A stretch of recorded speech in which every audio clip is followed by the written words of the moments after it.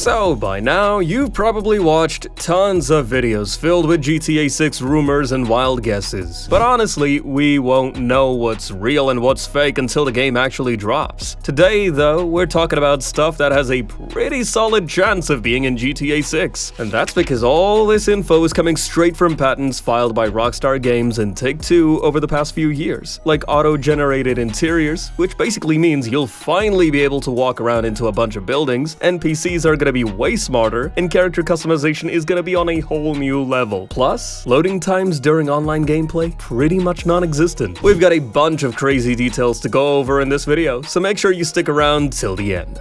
As the GTA series has evolved, we've seen major upgrades in different areas with every new game, whether it's game physics, graphics, mechanics, or animations. And when it comes to animation, RDR2 is still on top. But now, GTA 6 might take that even further, thanks to a new patent. Back in April 2023, Rockstar's former lead AI and gameplay programmer, Tobias Klinthaus, filed a patent that's all about character animation. And if you dig into it, it shows that Rockstar's building a custom animation library specifically for GTA 6 or their upcoming games. This library includes different animations based on various situations, like how a character moves in the rain, how they act when they're hurt, when they're tired, or even when they're drunk. Now here's the crazy part. Sometimes multiple conditions could be true at once, like say the character is drunk, hurt, and it's raining. Instead of using some preset animation for that combo, the system will actually pull from the animation library and generate a brand new animation on the spot, one that shows a drunk and hurt character struggling in the rain. Now that we're already talking about animations, you should know that creating them is one of the most time-consuming and expensive parts of game development. And when it comes to 3D animations, it gets even more complicated. But there's a patent that might have just found a fix for this, and it's filed under Take-Two Interactive. It basically explains how a single animation can adapt to different body shapes. So let's say your character gains weight from overeating. Instead of making a whole new animation just for that body type, the original animation will automatically adjust to fit the new shape. This tech can also adapt to different scenarios, like one character might climb 2 steps of a ladder at once, while another might only manage 1. Or one character might barely need to bend to open a car door, while someone else might have to bend a lot more. Basically, animations are gonna be super dynamic. In the trailer, we saw Lucia and Jason working out multiple times, and their bodies had super detailed sweat effects. That's actually thanks to another patent filed by Take-Two. According to it, fluids like blood, water, or sweat will be first generated on a 2D surface to reduce GPU load, and then they'll be visualized on 3D surfaces as realistic water droplets, sweat, or blood, which basically means when liquid elements interact with other surfaces, the results will look way more natural. Like if a piece of clothing comes into contact with water or blood, it'll fully absorb it just like in real life.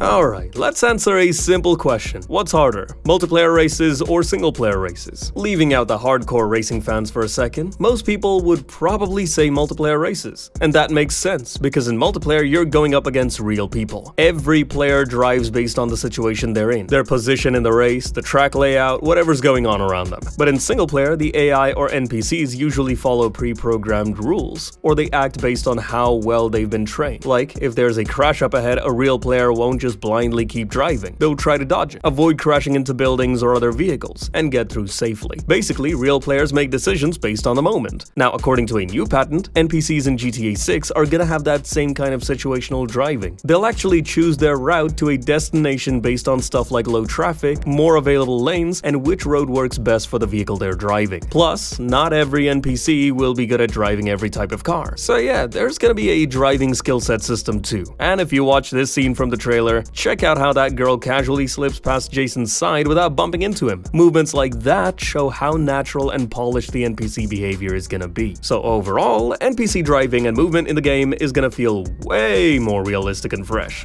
Look, take any multiplayer game as an example. Whenever a ton of players gather in one spot, performance issues are pretty much guaranteed. And to fix that, there are usually 2 options. 1, limit how many players can be in a single session. 2, lower the in-game in-game detail. Right now in GTA Online, the entire world is just one session, and when you switch from one lobby to another, it turns into a full-on loading simulator, which honestly gets super frustrating. To fix this, Rockstar came up with a new technique. They've split the game world into different sections, and each section is now its own separate session, so moving from one session to another is gonna feel way more seamless. Let's say each session can handle 30 players, and the world is split into 5 of these. Now you've got 150 players active in the same world without turning the game into a laggy mess or a loading screen fest. Rockstar makes a massive profit from GTA Online, so it's obvious they're gonna focus hard on multiplayer, online features, and RP servers. And honestly, why wouldn't they? GTA Online is literally their most profitable game ever. It's been almost 13 years since it launched, and it still has a massive player base. So yeah, you can bet Rockstar's doing everything they can to make sure GTA 6 Online gives us the smoothest, most insane experience yet.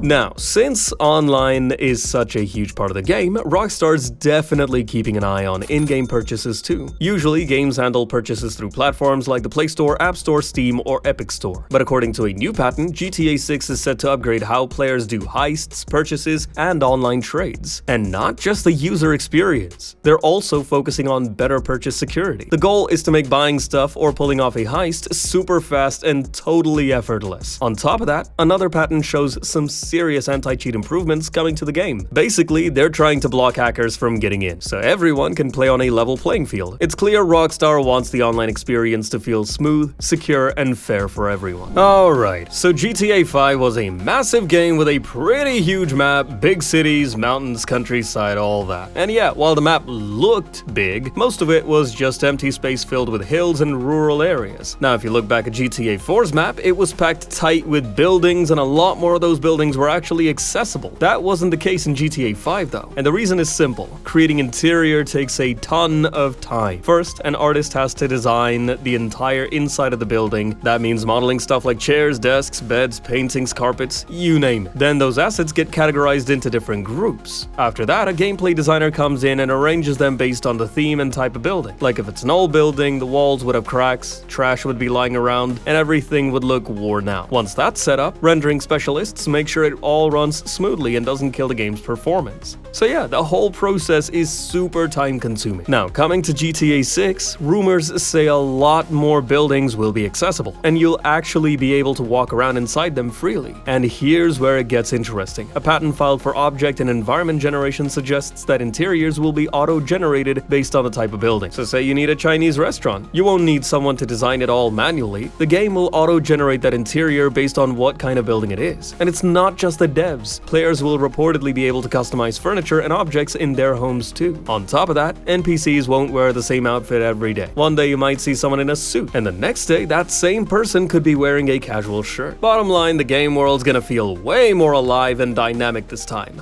But yeah, while making the game world super detailed and alive sounds amazing, there's always that one worry. What if it doesn't run on current hardware? Like, let's be real. In most games, when you look at an object up close, it looks super detailed, sharp textures, crisp edges, but when you look at that same object from far away, it turns into a blurry, low-poly mess. And devs do this on purpose to keep performance smooth, because if you're far from something and can barely see it, there's no point rendering every tiny detail. The difference between a high-res and low-res model isn't even noticeable from that distance. To make that work, developers usually create 2 versions of the same object, one high-detail version for up close and a low-detail one for far away. But the catch is, making 2 separate models takes extra time and space. Since they're pre-rendered, it also increases the game's overall file size. Now, Rockstar seems to have tackled this with a new patent. The document itself is kind of technical and doesn't reveal everything clearly, but based on what we could figure out, and a bit of educated guessing, it looks like they've developed a system where a single asset might automatically adjust its quality based on distance. So instead of having 2 separate models, one model might just shift its level of detail in real time. Or maybe they've come up with something completely new. Either way, considering how insanely detailed and dense GTA 6 looks, it's kinda wild that it's running at 60 FPS on a PlayStation Pro. That alone shows Rockstar's been putting serious work into optimizing performance. And there's more. One of their patents is specifically about graphics rendering and environment handling. It includes some pretty cool stuff, like a dynamic terrain system. That means terrain can actually deform, so if a grenade explodes, it could leave a proper dent in the ground. And just like in RDR2, you'll see footprints from you and your vehicle in sand or snow. Over time, these marks will fade, and if it rains, puddles might form and fill those spots. Basically, everything's gonna feel super reactive and alive, but still optimized enough to run smoothly. Now look, even though we've seen all these crazy patterns, which ones actually make it into the game totally depends on whether Rockstar wants to include them or not. So yeah, we'll just have to wait and see. Anyway, that's it for today's video. If you want to check out all the GTA 6 online leaks, click the video on the left. And if you're curious about the most hated characters in the GTA series, hit the video on the right. I'll catch you soon for another mind-blowing GTA topic.